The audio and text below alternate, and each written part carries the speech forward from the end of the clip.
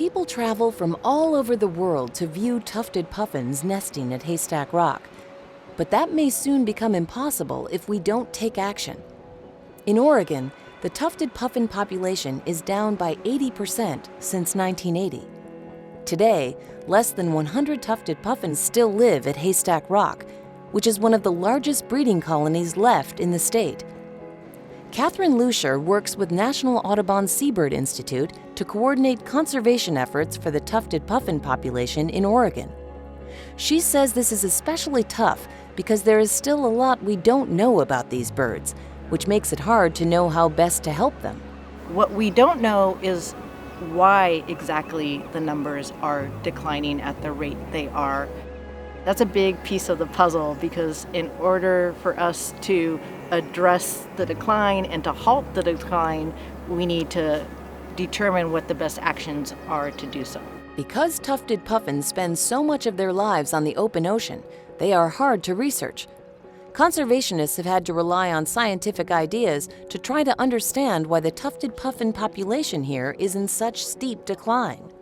Generally, we could say climate change. Very likely as the oceans warm, their food source might be moving, and that might be attracting the puffins to move to follow the fish. Their habitat might also be changing. They might not be able to burrow without having their burrow collapse if the vegetation isn't holding up the soil in the way it used to.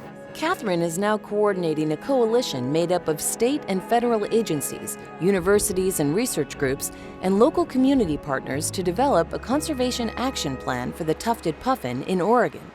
It has a 10-year goal of halting the decline.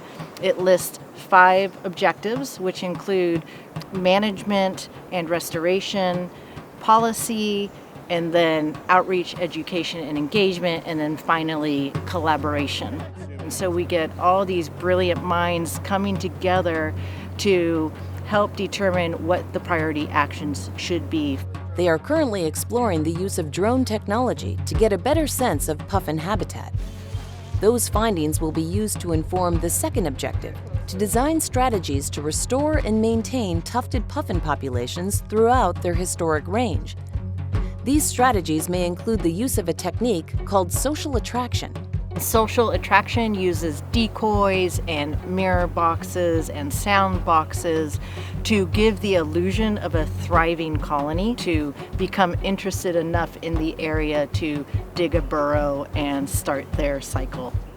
Their research will drive advocacy efforts to help pass stronger policies to protect the tufted puffin and its preferred habitat. And it will inform continued education and outreach for the public. But with numbers declining this rapidly, Catherine says we really can't afford to wait.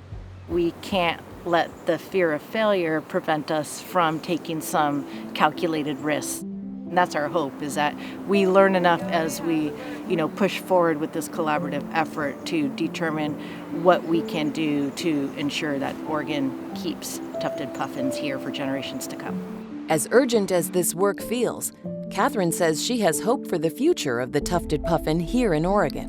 What will give us the best results is to build on the momentum that we've created.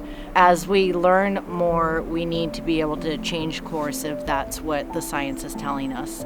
And she says that there's a role all of us can play in saving our tufted puffin population. First and foremost, come out to the coast and see the tufted puffin because they are truly wonderful birds. The other thing to do is to get involved with National Audubon Seabird Institute or with some of the other local groups along the coast and bring your friends, because the more people that appreciate the tufted puffin, I think the better we'll be able to push forward with the work we're doing.